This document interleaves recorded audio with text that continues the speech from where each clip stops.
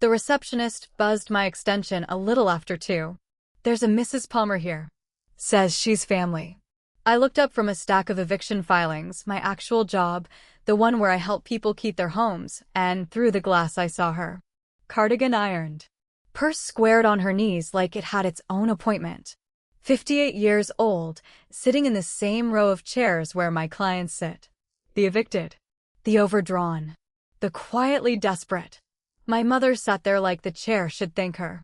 I hadn't heard her voice in almost 3 years, and the last time had been a wrong number. I didn't go out to greet her. I sent a message down instead. Friday, 4 o'clock, conference room B. She can make an appointment like everyone else. Then I went back to my desk, where a calendar was taped to my monitor. 21 days until closing on my first house. 9 years of saving. $38,000. A little brick ranch with a crab apple tree in the yard. One signature away from being mine. Whatever my mother wanted, history told me it would come with a number attached. I had 7 days to decide what I owed the woman who, 16 years earlier, taped an eviction notice to a 15-year-old's bedroom door. To understand what was in her tote bag that Tuesday, a gray, grid-ruled notebook, soft at the corners, I have to take you back to a kitchen on a fall afternoon when I was 12 years old, and a word my mother invented that would define the next 6 years of my life. Extras. That's what she called it. Shampoo. Notebook paper. The headband I needed for volleyball. School pictures. Anything that touched only my life got reclassified overnight, like a line item moved to a different column on a spreadsheet only she could see. We weren't poor. I need that on the record, because everything that came later gets excused by people who assume we were. My dad's truck payment never missed a month. We had roast most Sundays. The cable package got upgraded that year. But at the end of my first month as a 12-year-old with extras to cover myself, my mother handed me a torn strip of paper by the stove. It took me a second to understand what I was holding. September, $11.50. My first invoice. Itemized in her perfect, upright handwriting. She watched me read it, and she looked pleased, the way a teacher looks when a slow student finally catches on. That invoice went into a notebook that lived on the kitchen counter between the toaster and the phone charger. Gray cover. Grid-ruled pages.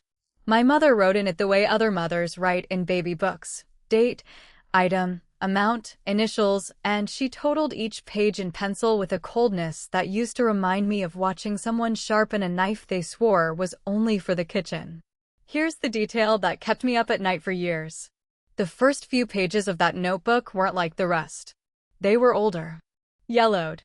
A different weight of paper, glued in like something transplanted from another book entirely. And the handwriting on them wasn't my mother's. It was slanted. Harder. Someone else had started that ledger before she ever did. It would be 3 more years before I found out whose hand it was. By then, the notebook had a page with my entire childhood on it, itemized in red.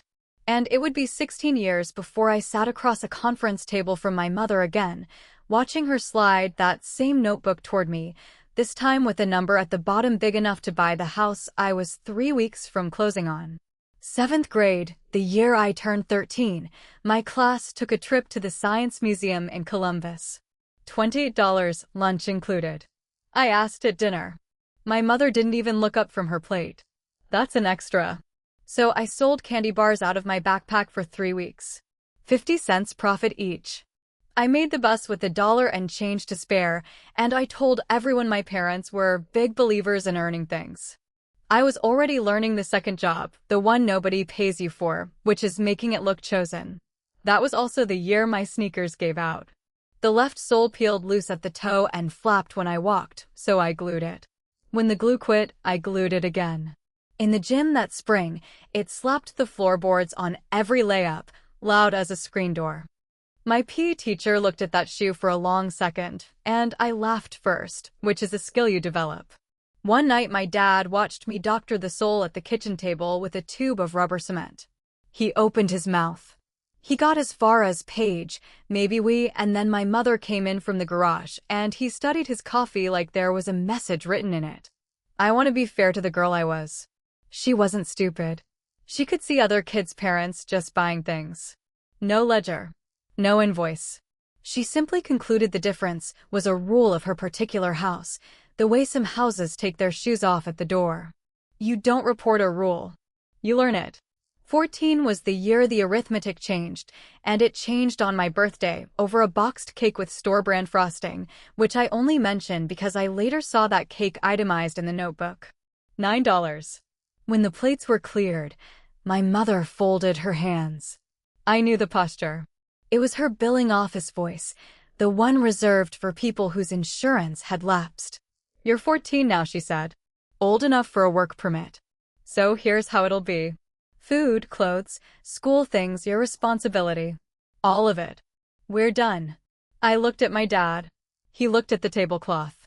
My mother stood, opened the pantry, and showed me what she'd done that afternoon. Masking tape labels on every shelf. Rick and Donna on top. Dean on the third, half empty already. And on the bottom shelf, bare, except for its label, mine. Nothing in this house is free, she said. Gently. Like a blessing. Before bed, she placed a single box of spaghetti on my shelf with a sticky note in her upright hand. Starter loan. For $180. Interest-free. This once. I stood in the pantry doorway a long time that night, 14 years old as of that morning, doing math no kid should be fluent in. The spaghetti lasted 4 days. I still have the note. Ohio lets a 14-year-old work, but it writes the rules tight, and I learned them the way other kids learn song lyrics. Work permit through the school office. Physician sign-off. Parent signature. My mother signed with a flourish, delighted the state agreed I was employable. During the school year, no more than 3 hours on a school day, 18 hours a week, nothing past 7 at night. So I built a life inside those fences. Saturday mornings at a produce stand, stacking sweet corn and making change from a cigar box. Weeknights babysitting. Summers at an ice cream stand until my wrist ached from digging rock-hard butter pecan. Do the math with me because I did it nightly. Call it $60 in a good week. Out of that came lunches, deodorant, jeans from the thrift store, a calculator for algebra. Peanut butter came in the big tub. Bananas came in whatever weight was marked down. I tried the free lunch form that fall. First week of 9th grade, I took it off the cafeteria bulletin board myself and put it in front of my parents. Here's what nobody tells you about that form. It runs on household income. My parents both worked. On paper, we were fine. Comfortable, even. My mother filled in every box with her exact, honest numbers because she was never once dishonest with a form in her life. The denial came back in 2 weeks. We made too much money for me to eat. I stood at the mailbox understanding something enormous, with no word for it yet. The programs are built for houses with no money in them.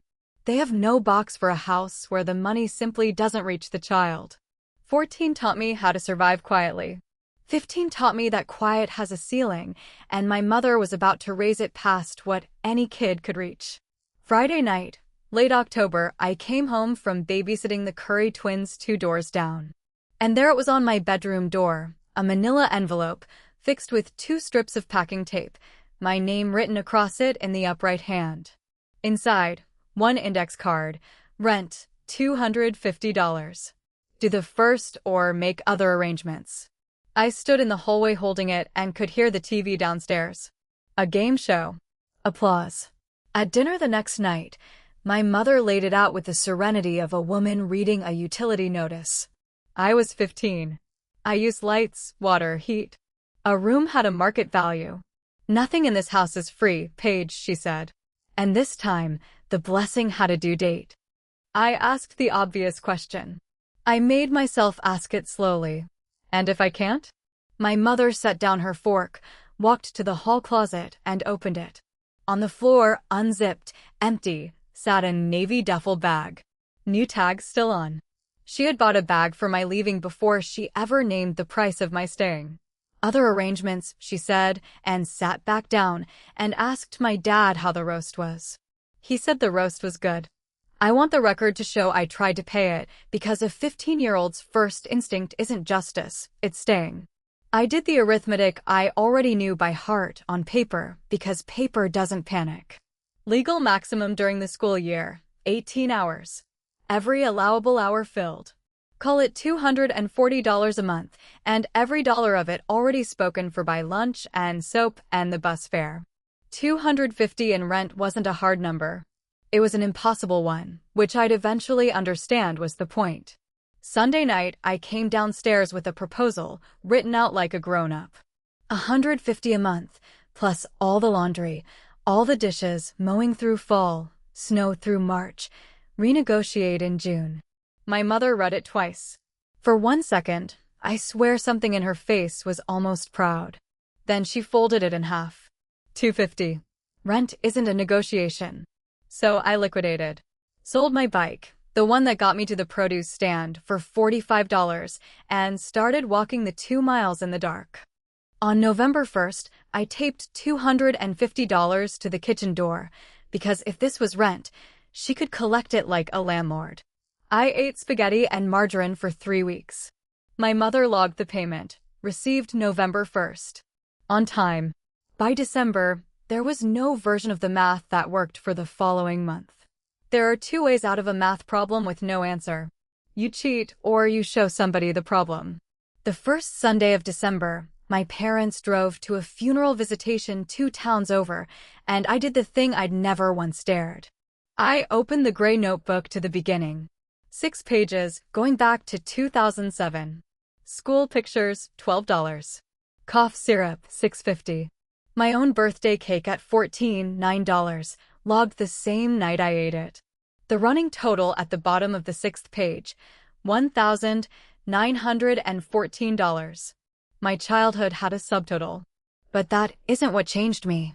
Tucked between the early pages sat a loose leaf of paper, yellowed, soft as cloth, and the handwriting on it wasn't my mother's. It was the slanted hand from the very front of the book. Donna, room and board, $80, owed to the letter. R, week by week, through 1984. Every payment marked. 1 week circled hard in pencil, with a single word beside it, late. My mother had kept her own mother's invoice for 26 years. Carried it from house to house like a relic, and built her entire book around it. I sat at that counter and felt the strangest thing I'd felt all year, and it took me a minute to name it. The notebook was the most honest thing my mother had ever shown me. It said, "This has no end." It said, "This didn't start with you." Gravel popped in the driveway, home early. I closed the book, set it back 1 finger width off its usual angle, and waited a week for the sky to fall. It never did.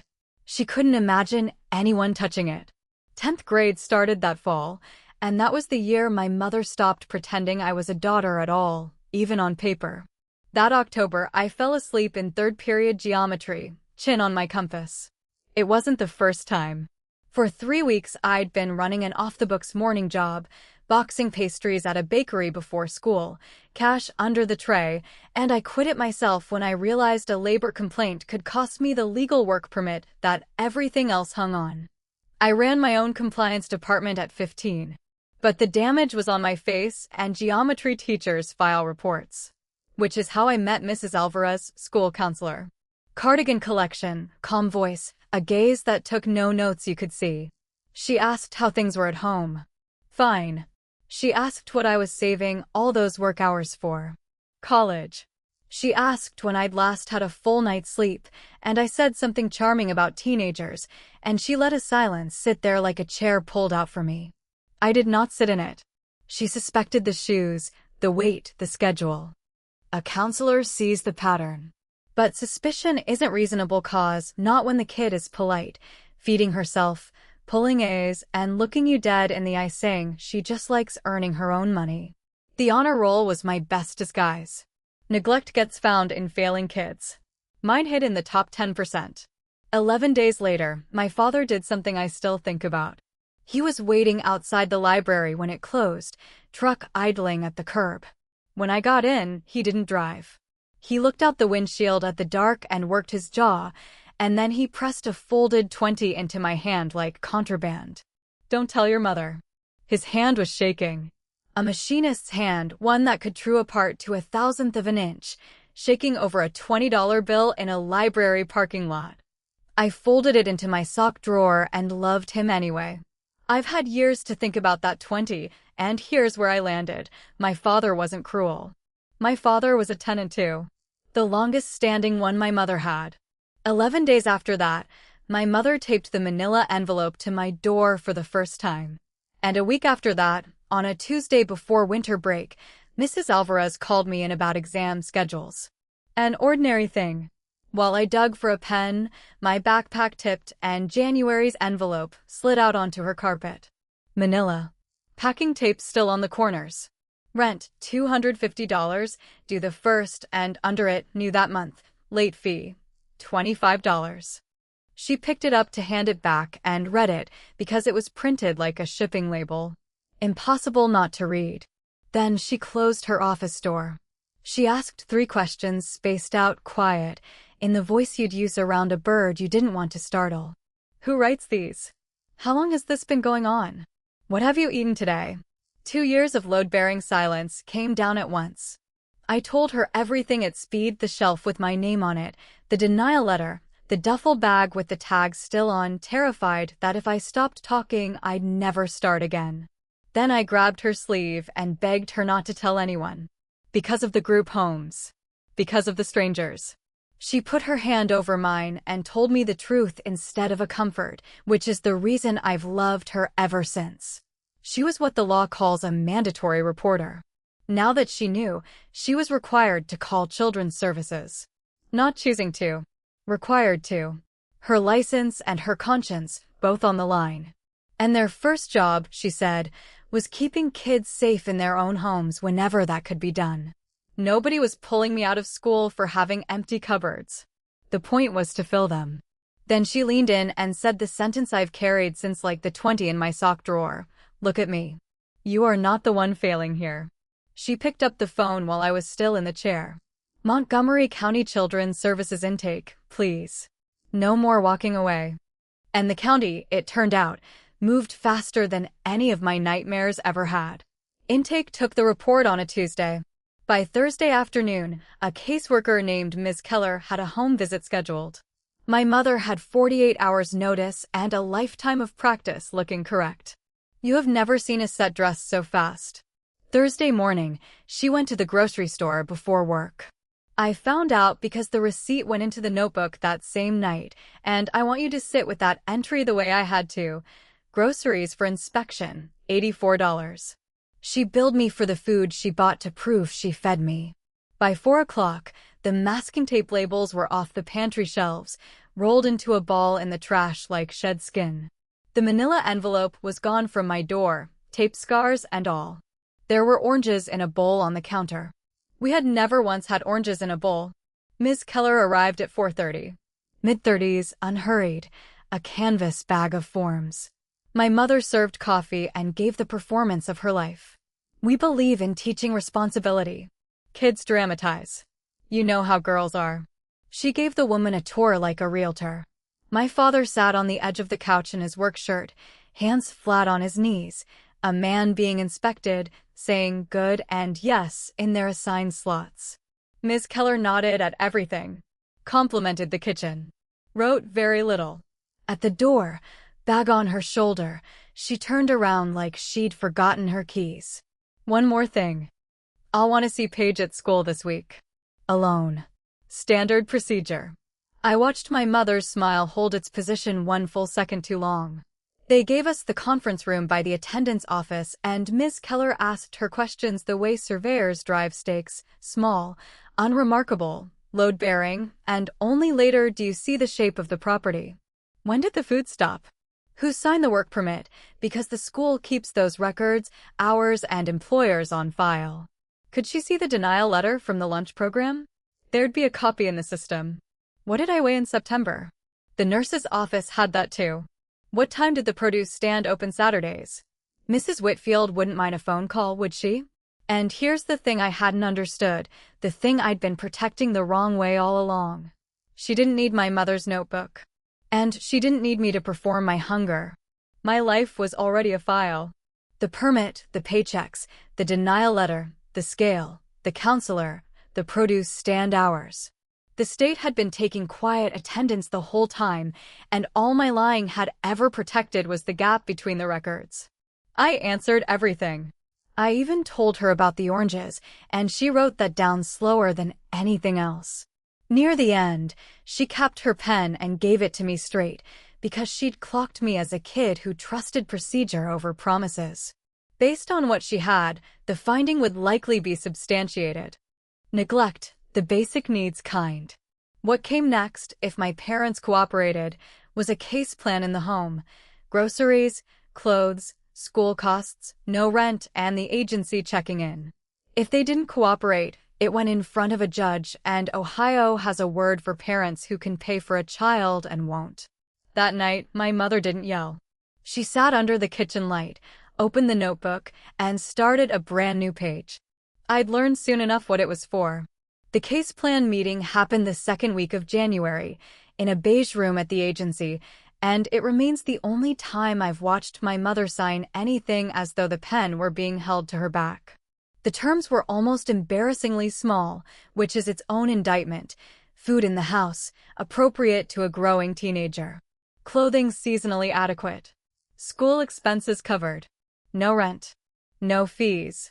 No charges to the minor child. The caseworker read that line evenly, no italics, and the room went very quiet anyway. My mother signed in her perfect hand. My father signed underneath, like an echo. When it was my turn to sign the youth acknowledgement, I heard Mrs. Alvarez's voice in my head, "You are not the one failing here," and my signature came out steadier than either of theirs. Afterward, in the hallway, Mrs. Alvarez was waiting with one more door. There was a legal aid office downtown, she told me, the kind that ran a children's rights clinic on Thursdays. She'd already made me an appointment. And a week later, I sat across from a young attorney with a coffee-stained tie who spent 40 minutes explaining me to myself. What I walked out holding was a plain manila folder, except it wasn't manila. It was yellow. Inside, a plain English summary of an Ohio parent's duty of support to a minor child. Food, shelter, clothing until 18. Not negotiable. Not billable. One line, in particular, I read under the covers with a flashlight that night, twice, like contraband. A parent cannot charge an enforceable rent to their own minor child. Another line, underneath it, locking out a minor is abandonment, a crime, with a phone number under that, names of real people who answer. Nobody before had ever put in writing that I had rights.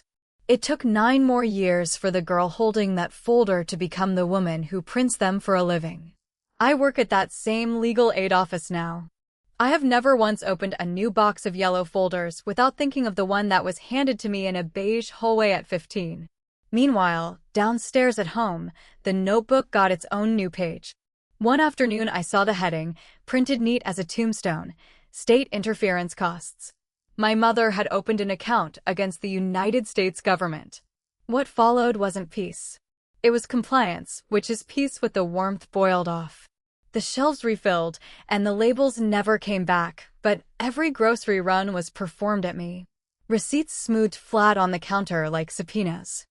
New jeans appeared on my bed in a mesh bag with the receipt stapled to it, twice, in case I missed the sacrifice. For most of that winter, my mother spoke to me only in the third person. Tell your daughter dinner's at 6.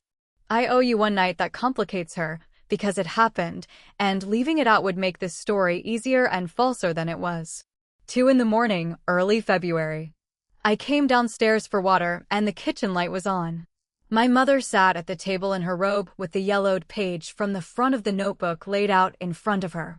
The slanted hand. The circled word late. She didn't startle. Maybe she wanted a witness. $80 a month, she said, to the page more than to me. 1984, the month I came up short, she changed the locks. I slept in the car a week. January. I kept a coat in the trunk after that. A beat. Always keep a coat in your trunk, Paige. Then she almost smiled, and what she said next she said with the pride of a war story, which is the part that still breaks me. It made me. Nobody owed me a thing, and I never fell. I stood there with my glass of water, 15 years old, and saw what she couldn't see at 42 and still can't see today. A girl in a cold car in January, waiting for a porch light that never came back on. She hadn't never fallen. She had simply never been caught, and she'd spent her whole life since insisting the ground itself was a teacher. In the morning she was granted again, and the receipts kept coming. But I made myself a promise at that table, watching her fold her mother's invoice back into the book like a pressed flower. It took me 16 more years to keep it. There's a study I read as an adult, long after I understood what had actually happened to me. Researchers have a name for kids who get made into the responsible one before they're ready for it. Parentification. Some estimates put the number of child caregivers in this country over 1 million. What the research keeps finding over and over is the same thing that beige hallway taught me for free. A family running short on money doesn't just run short on groceries. It runs short on childhoods. Mine ran short right up until the day I walked out the front door with a duffel bag that had my mother's fingerprints on the zipper and never came back the same way again. The next 2 years I'll give you the way the county files probably give them: stable, monitored, unremarkable. All the drama moved underground. Ms. Keller's visits went from monthly to quarterly. My mother performed adequacy on schedule and logged every cost of it in the gray notebook, a bill she fully intended to present at a window she believed would someday open. My father developed a genius for the small end run. The spring I was 16, a bike appeared in the garage, not new, wrong color, right size. When I asked, he said a guy at the warehouse owed him. That was the whole conversation. I found the pawn shop tag melted half off the frame that July. He'd bought my bike back, or its cousin, and he needed it never to be discussed. So we never discussed it. That was our love language: items and silence.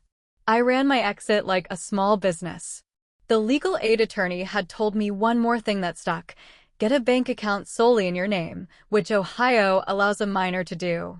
I fed it every Saturday like a meter, watching the produce stand money and the ice cream stand money stack into 3 figures, then 4. Grades stayed weaponized. I made honor roll junior year, and my one real extravagance was $12, my money, for transcript stamps on 6 scholarship applications. March came. I turned 18. And in June, my mother finally gave me the graduation present she'd been writing since I was 12. Graduation was a Friday honors cord, a plan instead of a party: community college in the fall, paid by scholarship and by me. Dinner afterward was at home. Box cake, store-brand frosting. Same brand as my 14th birthday, and I genuinely don't know to this day whether that was thrift or theater. When the plates were cleared, my mother went to the counter and came back with the gray notebook. She set it beside the cake plate and turned it to face me, open to a page headed with my name and totaled in red. $9,340. Food since the case plan. Clothes since the case plan.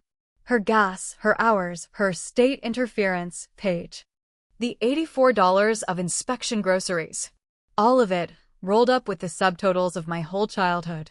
You're 18 now, she said, and her voice was almost warm, which is what made it obscene. The county's out of it now. We'll take monthly payments. Nothing in this house is free, Paige. My father's chair creaked. He said her name once, Donna, and it came out with no engine behind it. I looked at the number for a while. I felt very calm.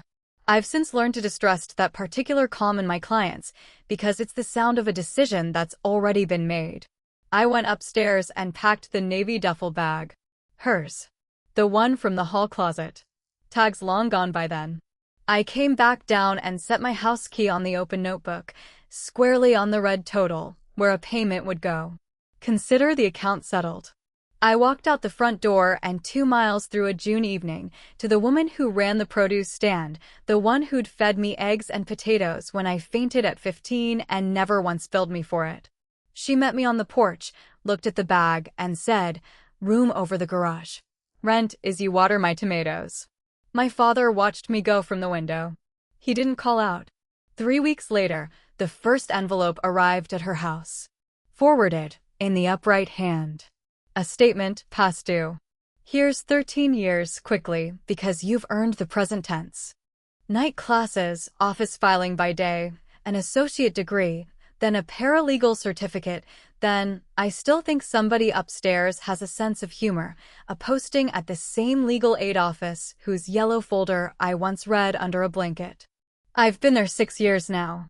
I'm the person who prints the folders now. The past due statements came twice a year at first. Regular as equinoxes. Then annually. Then hardly at all. I never answered one. I also never threw one away. If you want to know how healed I really was, there it is. A shoebox on my closet shelf. 13 years of my mother's arithmetic kept. Some accounts you close. Some you just stop feeding and keep in a box. I told myself the box was closure. The box was not closure. Dean called every Christmas from Indianapolis, and we discussed weather systems with real commitment. He'd send photos of his kids in matching pajamas. He signed the cards from all of them. I saved.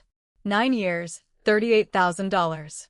No cosigner, because asking for help still felt like debt with the paint scraped off.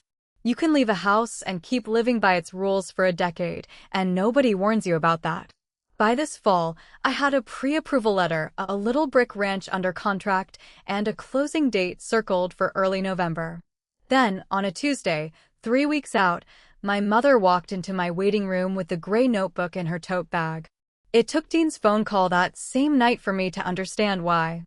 He called at 9, which alone told me it was serious, because Dean calls at Christmas.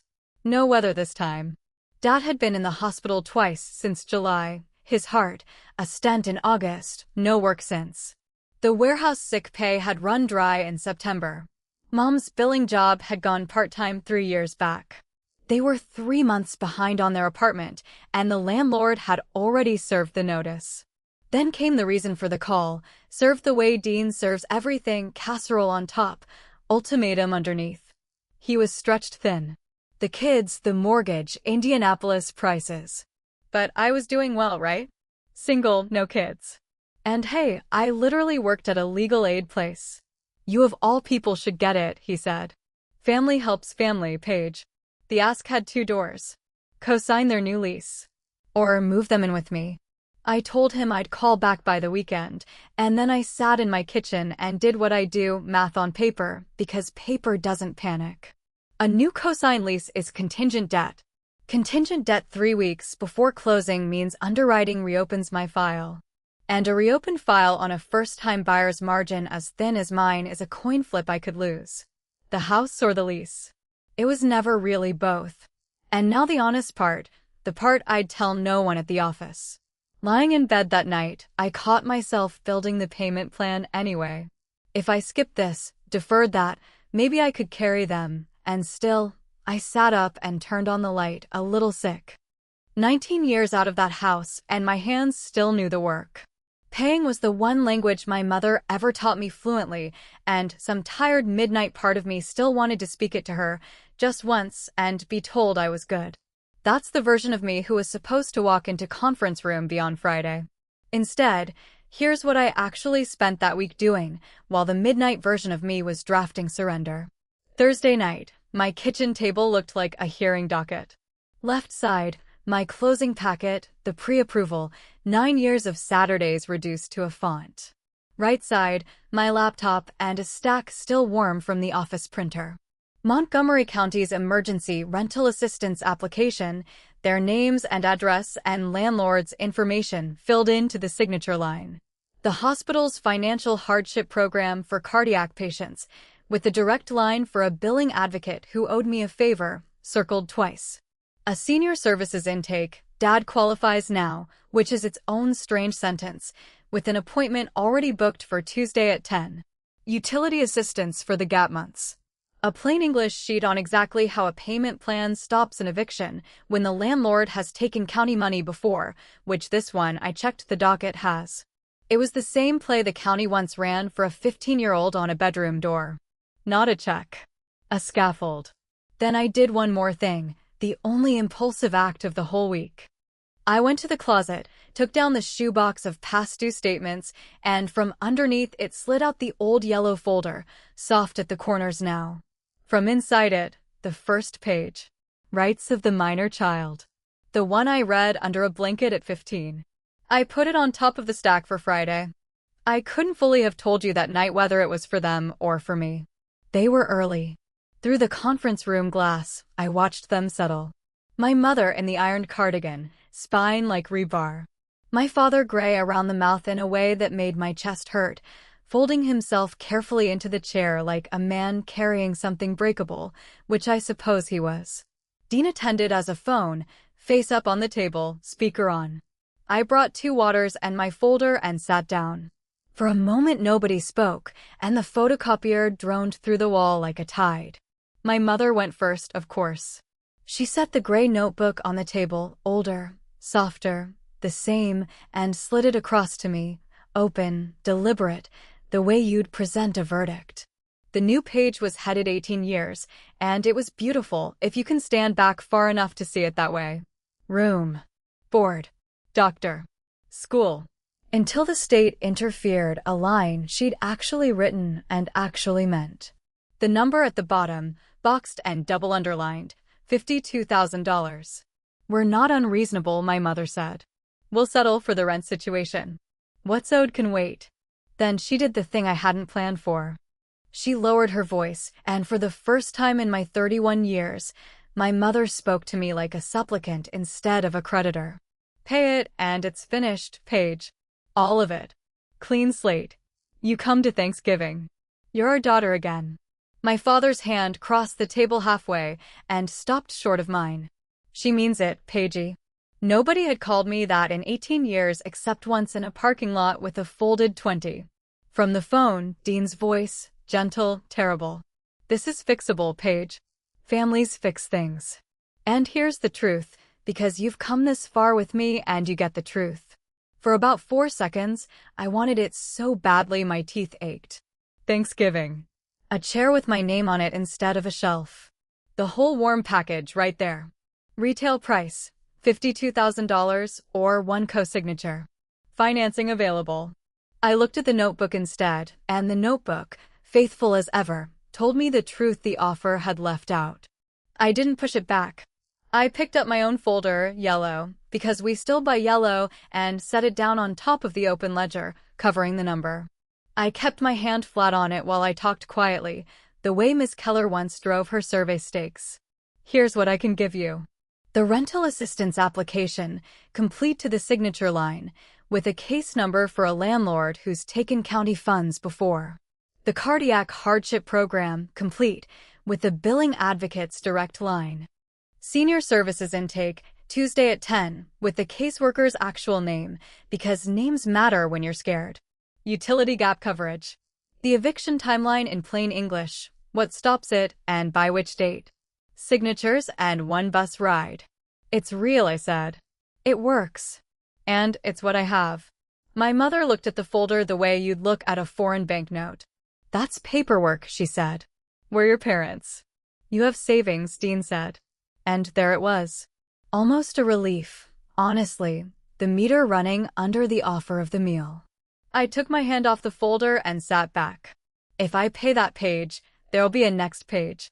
There's always a next page. That's how the notebook works. It's how it worked when your mother kept it before you. Her chin came up like I'd slapped the table. You taught me nothing in this house is free, I said. I believed you. That's why I stopped living in your house. I'm not buying a seat at Thanksgiving, Mom. I'm closing the account. The room went very still, photocopier and all. My mother, my granite, never once loud mother, lost her voice's footing for the first time in my memory. After everything, the sentence stood there unfinished in front of all of us, because there was no honest way to finish it. She snatched the notebook back and swept the folder aside. My father caught it, squared it, drew it over to his side of the table with both hands. A whole marriage renegotiated in one gesture, and she watched it happen from a phone speaker she didn't control. You're really doing this, Dean said. You're heartless. You know that? I reached over and tapped the speaker off. No slam. Just a click. The quietest door I ever closed. Then I slid one last page out from under the folder's flap and laid it in front of my father. Old paper, plain type, corners gone soft as flannel. Keep that page, I said. Somebody handed it to a 15-year-old once. A girl who thought she owed rent for being born. My mother stood, straightened her cardigan, and walked out of the room I work in. The invoice for that Friday arrived over the weekend, and I want you to see the price tag, because catharsis without a receipt is a fairy tale, and you deserve better from me than that. Saturday morning, a voicemail from Dean. 90 seconds, very calm, which is how Dean does fury. I had embarrassed him. I had abandoned 2 sick old people over childhood bookkeeping. Don't call when they're gone, he said, and he meant it. As of this telling, that phone has stayed quiet through a Christmas. A text from an aunt in another town, my mother's version already installed and running. Shameful, after everything they sacrificed. I read it once, standing at the counter. I did not compose the correcting essay. Version control of the family record was a job I resigned that Friday. Then I drove out to see the woman who'd fed me eggs and potatoes at 15, now well into her 70s and still terrorizing tomato hornworms. I ate pot roast and brought nothing, as instructed, and sat on my hands through the whole meal, fighting the reflex to earn it. She watched me do it with that same corn-unhusking stare and said, at last, look at that. Girl finally learned to eat a free meal. Only took 20 years. I laughed until my eyes needed the napkin. About 2 weeks later, on a Wednesday, my father called me for the first time in my adult life. His number. His voice. No intermediary. The rental application had gone through, most of it. The landlord had taken the county money and set up a payment plan. The Tuesday caseworker was, quote, good people. She brings folders like you. Then a silence with weight to it, and my father cleared his throat and paid a debt of his own. 7th grade. The sneakers with the flapping sole. I saw it, Paige. I bought a lottery ticket that Friday instead of shoes, because shoes would have started a fight. I've owed you that sentence a long time. He didn't ask for money or absolution or Thanksgiving. He just set the thing down after 18 years of carrying it. A few days after that call, on a gray morning with the crab apple losing its leaves out front, I closed on my house. The first night in the house on Cornell Drive, I did exactly one piece of decorating. I loaded the pantry. Every shelf. And I put labels on nothing. I stood in that doorway a long time. 12-year-old me looked at those shelves through my own eyes, and I'm not going to perform for you what that felt like. Some rooms you just stand in. There's research on kids who grow up the way I did, who get made into the responsible one before they're anywhere near ready for it. It has a name now, parentification. Some estimates put the number of kids doing adult financial and emotional labor in this country over 1 million. What the studies keep finding is the same thing that pantry taught me for free. The wound isn't the missing meal. It's what a child learns to believe she has to earn in order to be fed at all. My mother's version of that Friday is out there working the family circuit, and it's a good product. Ungrateful daughter. Sick father. Heartless girl with her savings account. Some cousins bought it. The force that built her never went out of business. I just closed my branch. She still has the gray notebook. I assume it's open on some counter right now, with a page that has my name on it, accruing. That used to be the thing I couldn't stand, the account running, with no one at the window. It doesn't run in my house. That's the whole revenge, if you insist on the word. Her interest compounds in a book nobody reads. My pantry has no names in it. A Thursday last month, Intake sent me a 15-year-old girl. Honor roll. 2 jobs. Polite as a bank teller. Fed herself since spring. Parents doing just fine on paper. I know the disguise. I invented half of it. I slid a yellow folder across the table and watched her grip it, and I gave her the sentence the way it was given to me. Word for word. Like something handed down that isn't a debt. Look at me. You are not the one failing here. If somebody hands you a bill for loving you, hear me on this one thing. You're allowed to close the account. Walking away from a debt you never owed isn't abandoning your family. It's refusing to abandon yourself. And no ledger on this earth outweighs a pantry full of food with no names taped to the shelves.